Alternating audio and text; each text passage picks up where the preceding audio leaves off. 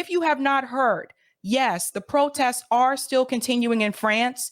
I want to make sure that I continue to cover this because it's going to get to a point where mainstream media is not going to talk about this anymore. We saw this happen with the Black Lives Matter protests. We saw this happen with George Floyd protests. Eventually, they will start to drown it out so that you think that it's not continuing. But that is not true. These protests are still happening, and they're actually escalating to more extremes because they are going after the center of all the problems there, which is the wealth apparatus in France. So let's go ahead and get started with this.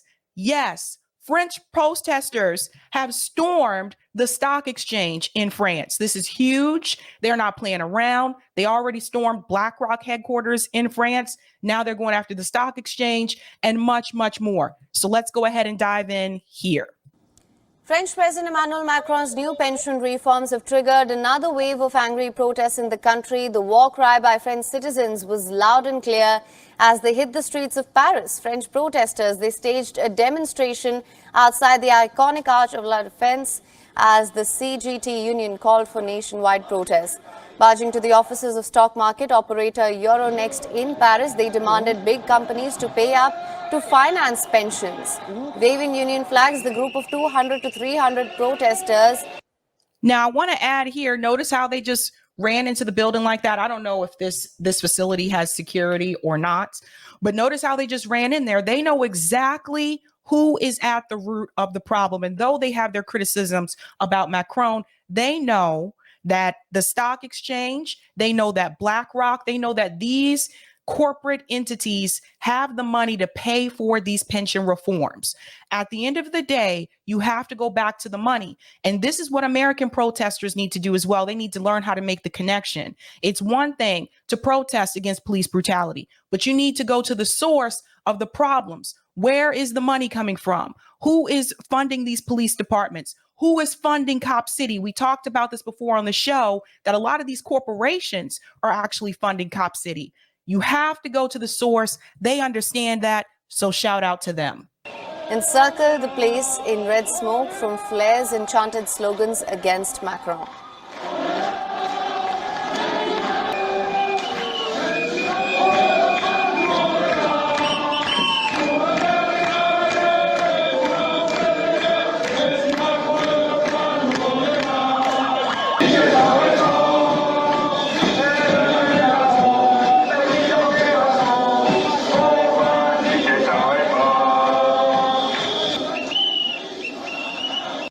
And I don't know if you saw the headline here where it says, make sure I get to it. I want you to see what this: protesters demand companies to pay up to finance pensions.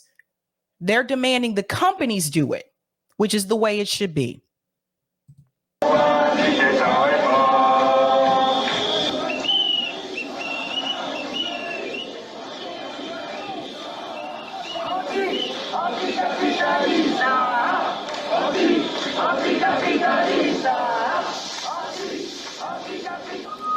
Meanwhile, dozens of French railway workers set a bonfire outside Paris' Gare de Lyon's train station as they continued their strikes against the unpopular pension reforms. Personne ne croit qu'il n'y a pas d'argent. Jamais la France a été aussi riche, jamais les multinationales en France ont été aussi riches. Le problème, c'est une question de répartition de richesses. Donc oui, il faut... Just going to go back here so you can see what he's saying, because they're actually putting his text right underneath here. So I want to read this for you. Personne ne croit qu'il n'y a pas d'argent. Jamais la France... Nobody believes anymore there is no money. France has never been so rich. This is key. We can say the same thing about the United States, right? You need to stop believing that there's no money. There's plenty of money. La France a été aussi riche. Jamais les multinationales en France ont été aussi riches. Le problème, c'est une question de... Never have the multinationals in France been so rich. The problem is the distribution of wealth. They get it. They understand that at the end of the day, Macron is simply just a puppet. Although they may protest against him, they still understand that the powers that be actually lie within the corporate system. That's why this is happening in France. répartition de richesse. Donc oui, il faut aller chercher l'argent où elle est, c'est-à-dire y compris dans les poches des patrons. So yes, we must go and find the money where it is. That is to say, in the pockets of the CAC 40. Du CAC 40 pour financer notre système de retraite. The CAC 40 bosses to finance our pension system, our public service, and social security. Why aren't we calling for that here in the United States? Why aren't we demanding that these corporations pay for some of these needs that we need? See, this is the thing. When people make the complaint and say, I don't want my tax dollars to go towards social programs, okay, I'll do you one better. How about we get the corporations to pay for these social programs? They have plenty of money. That's how you push back on that argument, you guys. Notre service public et la sécurité sociale. Demonstrators also gathered on the square in front of a hotel in Paris following a call by the CGT Rail Workers Union. Part of the procession headed towards the headquarters of the employers union, chanting slogans. Many protesters said that they did not want to work till they died. That's right. Franchement, on veut pas quoi. On veut pas travailler jusqu'à notre mort. On veut pas. We don't want to work until we die. We don't want to work in poor conditions for a salary, that is. Travailler dans des conditions de merde pour un salaire, franchement, encore pire quoi. Et donc, bah pour moi, quand. Frankly, even worse. And so for me, when you see the anger, when you see everything that has been. Tu vois la colère, quand tu vois tout ce qui se passe dans ce pays depuis 3 mois, depuis. Everything that has been happening in this country for 3 months, Hold on, let me see. 3 mois, on n'a pas remballé les valises, quoi. Bah, franchement, ça veut dire qu'on peut gagner et qu'on va gagner si on est tous ensemble. That means we can win together. See, they haven't given up. They're not planning on giving up. That's the thing. They've been protesting for what, weeks now? Did they pack up their stuff? What did she just say? They didn't pack up. They pack up their stuff and go home just because the high court in France ruled in favor of President Macron to go ahead and increase the pension reform 2 more years. No, they didn't pack up. They're still out there saying we can win. We have the numbers. We have the power. Ensemble, mais là, il faut se poser la question. Despite Macron's legislation getting an approval from the Constitutional Council last week to increase the retirement age to 64, the furor is yet to die down. That's right.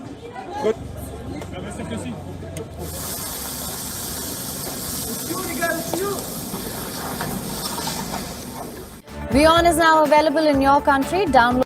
Devotion has taken a devastating. Okay. Now, there's more because it doesn't just stop there. Now, a lot of people are talking about them protesting and storming the stock exchange. But I want to show you something really quick here because I want to dive into this. Because even the Wall Street Journal covered this.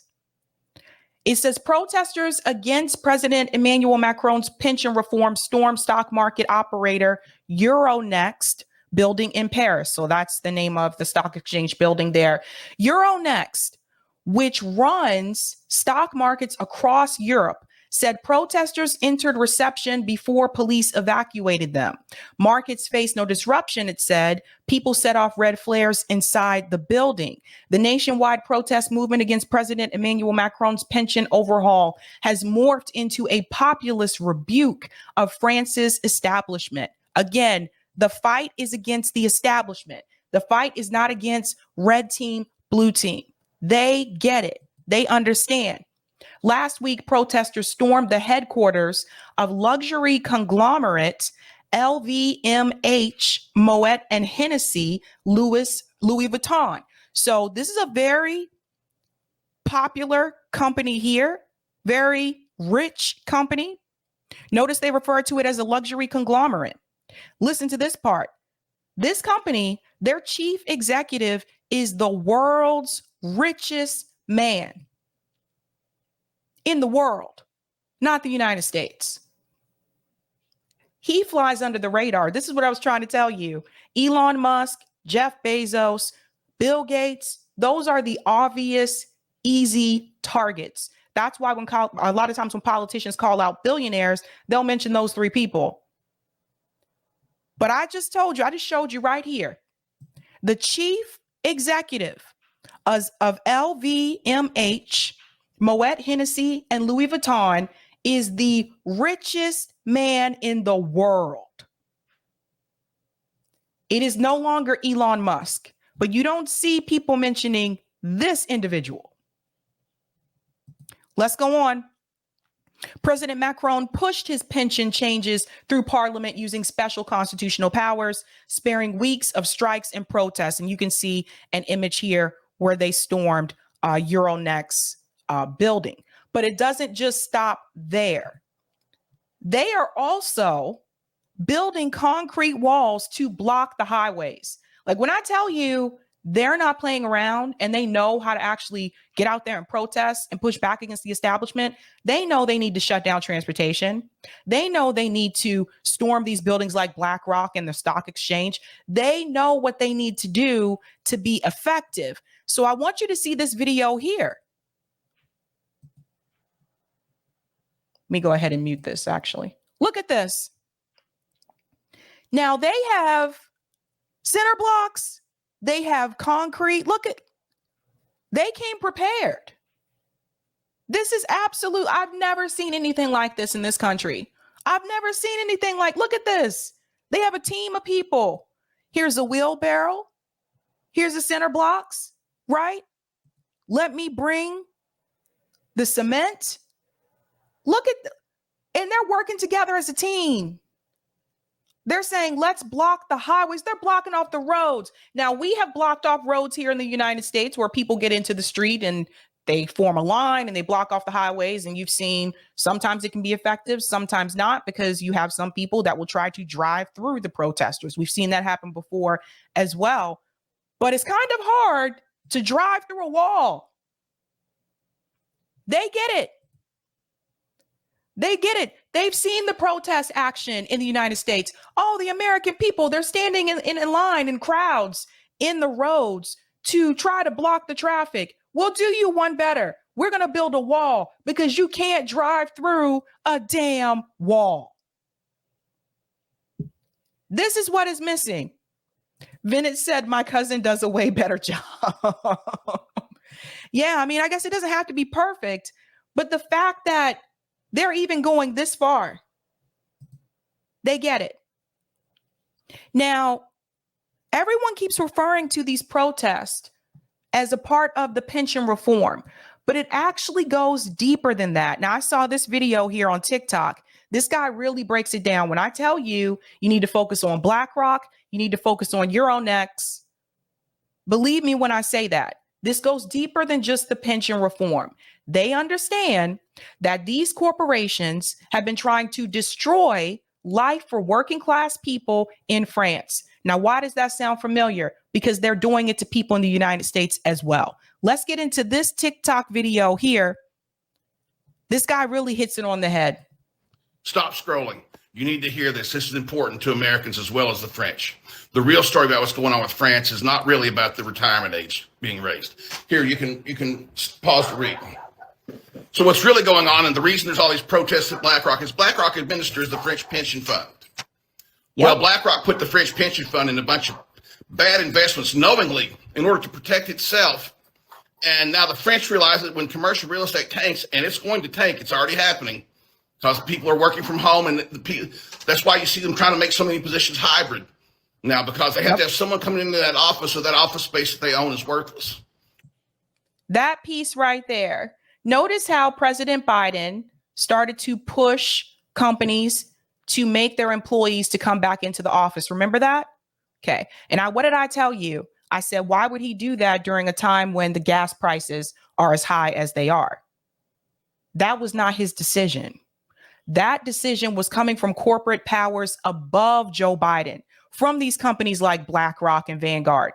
Because you see, these companies that invest in commercial real estate, these properties are useless if they don't actually have someone taking up space in those properties. So if everybody's working from home and you have this empty building just sitting there, are they really getting a return on their investment? Probably not. Probably not. That's why they pushed these companies to bring the employees back to work. It was nothing about we need to build community and get back to normal. It's about profit. So these companies like BlackRock and Vanguard, They control so much when it comes to real estate in this country, when it comes to public officials in this country. They have the ultimate power. And more people need to start speaking up about Larry Fink. We can hear about Jeff Bezos all day, but Larry Fink has more money than Jeff Bezos. So you need to pay attention to things like this. Let's go on. BlackRock made bad investments with the pension reforms in France, and they're losing money in reference to commercial real estate. Or very low value anyway. So what's going on is now the French realize this and they're livid, and rightfully so. And Macron, who's a former banker and helped get this stuff set up, also raised the retirement age arbitrarily. Yes, he did. But did you hear what he said about Macron? We're going to dive into his backstory after this as well, because you need to know who President Macron really is and why he was put in that position in the first place, why he was propped up. Emmanuel Macron was a former banker. Why do they have a banker as their president? And if you have a banker as your president, who is he going to look out for? He's going to look after the banks, not the people. So Macron raising the pension age, the retirement age in France, again, I don't even believe that was his decision. I believe that decision came from BlackRock, and they told him to do that. That is what I believe. Let's go on. this is way more than that. And the reason it ties into America is BlackRock and Vanguard have done the same thing here. And they're terrified that Americans are going to find out that their pension funds are just as screwed as the French have found out theirs are. They're doing the same type of things here in order to maximize profits and protect their own assets while making high risk bets with the rest of everyone else's. This is nefarious, okay? And there was the chief economist for one of the biggest investment banks in France just came out with a statement the other day saying that he believes that this inflation that is simply profits is simply them just gouging people, because they can. These corporations are just overreaching. That it's time for that socialism's coming.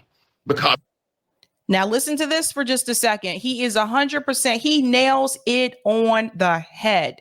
This is what people need to be talking about. This is what is really going on. Remember, you never see these people. You never see these people. When you talk about BlackRock and Vanguard, when do you see these people? How many interviews does Larry Fink, do? And when he does, is he pressed in these interviews? No, he's not. I've seen some of them. Is there any type of pushback on him in these interviews? No, there isn't. These companies don't just own commercial real estate. They own TV networks. They are shareholders in TV networks. So they also control the media. So if you own the politicians, if you control the media and you control commercial real estate, you have got it made. Think about what BlackRock has done to the American people in this country. The 2008 housing crisis. Who bought up all those homes that were foreclosed on? That was BlackRock. So those homes were able to sell, just not to the American people. And they're continuing to do this right now. They're buying homes. Listen, there's no housing shortage in this country. You have to get that out of your head. No such thing. There is housing for everyone in this country. The problem is you have companies like BlackRock and Vanguard who are buying up single family homes. They are flipping these homes and making them unaffordable for the average American to obtain. That's why you're in this problem. That's why a lot of you millennials, Gen Z, that's why you can't afford to buy a single family home, because they are buying them. So you have to tell yourself, it is not true that we have a housing shortage in this country. We have greed in this country. That's what's happening. people are getting so mad and so few people have so much while the rest have nothing, that it's going to cause a big wave coming around the world. And that's why the media, which is owned by BlackRock and Vanguard or controlled by them, is misrepresenting what's going on in France. It's saying it's just about the retirement age. It is barely about the retirement age. It's more about the investments that BlackRock has done and the way that the French government has allowed BlackRock to put them over a barrel and leave them holding the bag while continuing to make all these assets. Remember, BlackRock controls more money than all the rest of the economies in the world combined, with the exception of the United States and China. It is the largest, most dangerous company in the world. Most people don't talk about it because most people don't even know it exists. You have to pay attention to things like this. When he talks about the media, this point is especially key. Notice the way the media has framed the protest. This is why I was showing you those clips that KStudyQB had.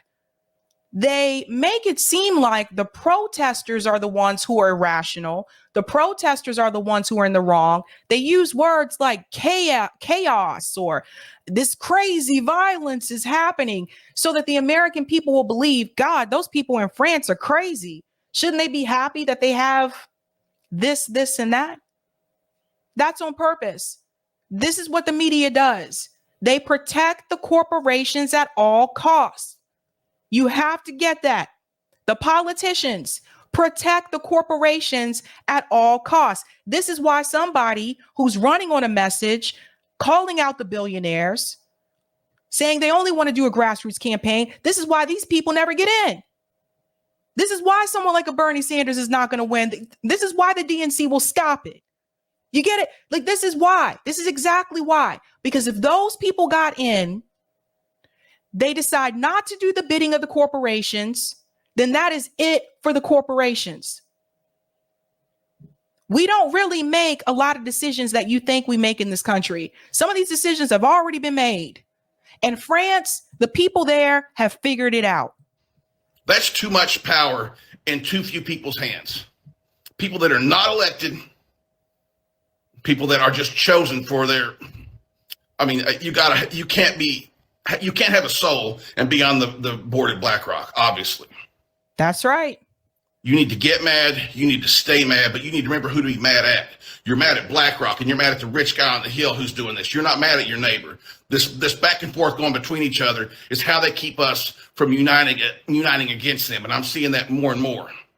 And that's why they continue to have us angry with each other. As long as they keep us separate with the red-blue game, we're not focused on the oligarchs. We're not focused on the billionaires. We're not focused on where the real problem is located. We are angry with each other to the point where we won't even talk to our neighbor, to the point where you can't even knock on someone's door without being shot.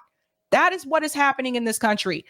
Do not allow mainstream media to turn you against your neighbor. Be very careful, be very cautious. And this is not to tell you not to observe mainstream media, but when you do so, you make sure you take what they say with a grain of salt.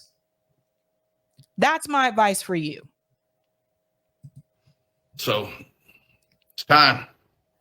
It's time to act. Take that for what it means, what you want.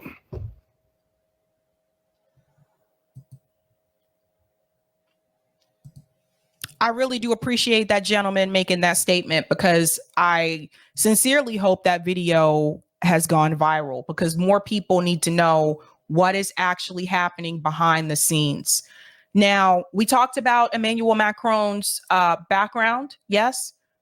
Let's get into that a little bit. You need to understand who he was working for and why he was chosen. And I say chosen because, remember, Emmanuel Macron was propped up by Barack Obama. They look out for each other. Emmanuel Macron's Rothschild years make him an easy election target. Now, this is from the Financial Times. I've told you, if you are not signed up with them, definitely check them out, because they reveal a little bit more than some other outlets sometimes. When Emmanuel Macron told friends in 2008 he was joining Rothschild, the prestigious investment bank, the then 30-year-old civil servant was warned it could scupper a future career in politics. You're conscious that banking is not any kind of job, and Rothschild, not any kind of bank, said one friend to the man whom 9 years later would become frontrunner in France's presidential election.